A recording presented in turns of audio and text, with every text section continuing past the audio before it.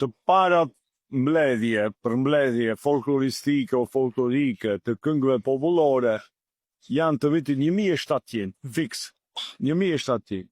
Dhe autori i kësaj përmbledhje ishte një kalabrez, arberesh, nga Maqe, fshati i Deradës, që quhej Avato. Ishte profesor i letërsisë greke në Universitetin e Urbinos.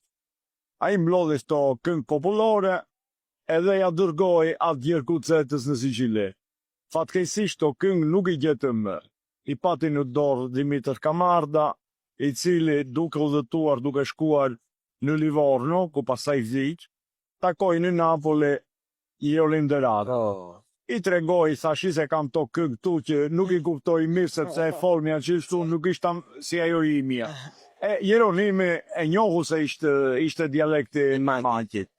Ajo ishte mbledhje e parë e folklorit arbëresh. Pastaj me 2-3 dekada më vonë, në vitet 30 të shekullit 18, një prift arbëresh me origjinë nga Munzivsi, Siçilia, mblodhi te një kodik që ka emrin e Keutit, fshati që është në Kapitanata, këngë popullore që i quajti këngët e vjetra të pleqërisë.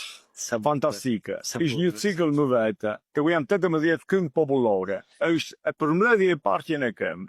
Është më e vjetër se këngët popullore që janë mbledhur në Europën në vargun e romantizmit ose para romantizmit.